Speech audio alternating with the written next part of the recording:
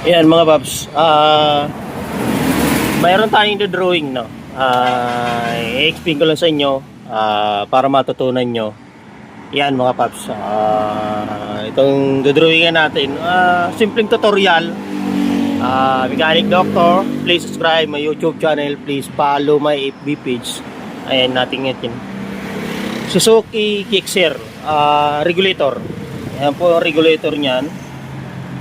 Para share ko sa inyo, no, ida-diagram natin, no, walang kopyahan, ano, basta alam natin paano natin ituro, no. Yan, Suzuki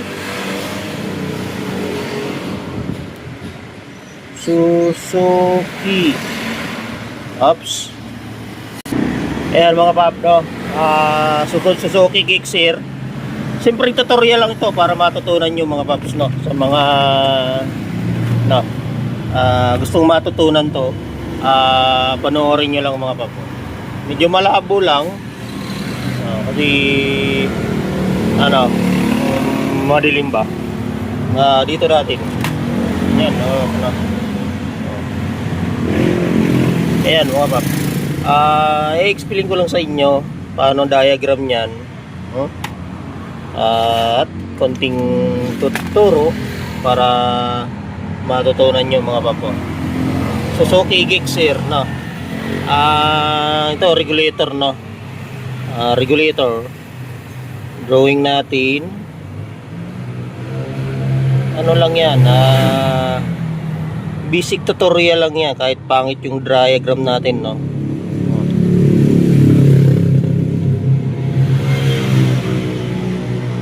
Ayan, oh. Di ba? Yung plug, ito yung lock. Sa lock yan, no?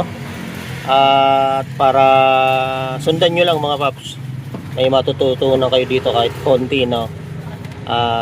Suzuki Gixxer, at rectifier, regulator, yan.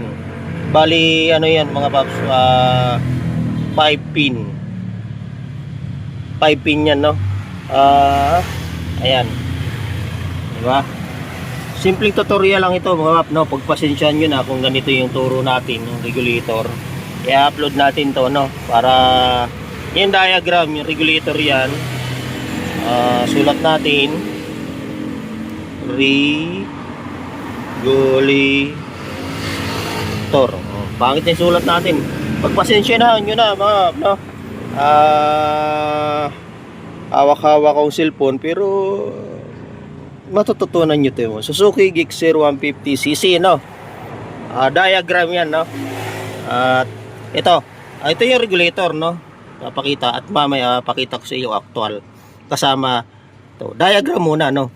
At yan, may apat na limang ano yan, oh, jacket. Yan. Ito mga pap, yan, bal double wire yan. Yan, double wire. Papakita ko sa inyo kung anong kulay niyan. Susulat natin. Yan, bali isa. Ito mga pap, papunta yan sa yan. Ito ignition switch, no? Ito sa fuse battery. Siya yung charging, no? At ito naman, yung tatlong yan, ano po yan, puro yellow yan. Yellow.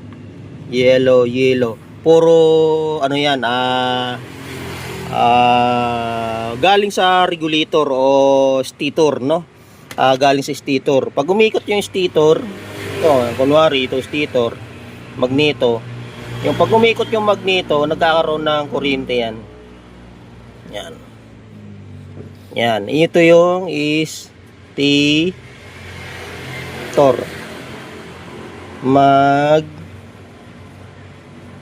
Magneto. Yan mga papa. Sana sundan nyo lang itong turo natin kahit pangit yung diagram natin. maiintindihan nyo rin yan mga paps. Kasi actual din natin, no. Ayan. Yan na mga paps, no.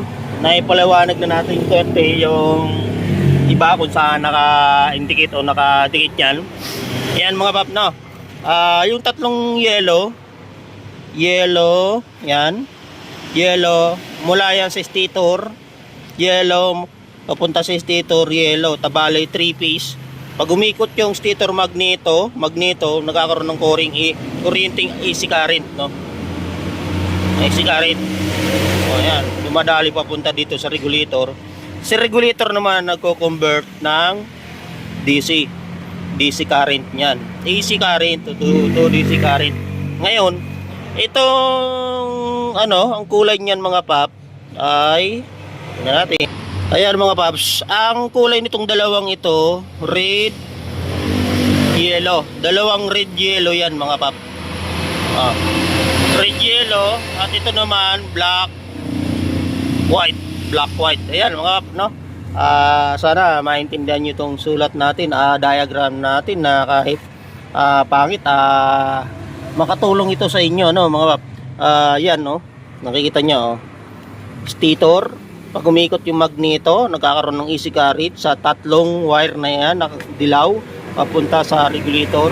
Yung regulator naman po mga pap, nagko-convert ng DC. DC, negative ground po yan. Itong black, white, ground yan. At ang red, yellow, yan po yung positive papunta sa fuse box, battery, at sa susian. Magkadugtong po yan, no? Bali, makikita nyo yung wire nyan, 1, 2, 3, 4, 5, 6. Bali 6 wire yan. Pero bali 5 pin lang po yan. 5 pin rectifier regulator lang po ang function nito, no? Ang Suzuki Gixxer 150cc regulator 5 pin. Yan mga pap, ha? Sana makatulong tayo, magkaroon ng ideya sa konting tutorial natin kahit di maganda yung diagram natin. Next tutorial, iulitin natin yan, pagagandahin natin. Ayan yan po mga pap, ang diagram ng Suzuki Gixxer 150cc regulator 5 pin. Yan. Okay. Yan mga pap, no? Papakita natin ng diagram nito. Yan nga. Yung sa actual mga paps, no? Lagay natin itong upuan. Ito yung Suzuki Gixxer, no? Tinuro muna natin diagram niyan para malaman nyo mga paps, no? Ayan na. Ito yung regulator na Suzuki, no, mga paps, oh. Ito yung sakit. Ayan. Nakaganyan yan. Diba mga paps? May kulay. Pag nakaganyan, nakaganito kasi yan. Nakita nyo mga paps. Diba? Ayan, red, yellow, dalawang red, yellow. Ayan, dalawang red, yellow. At black, white, negative yan mga pap. Ayan, negative. At itong tatlong yellow, ayan, nakaganyan yan.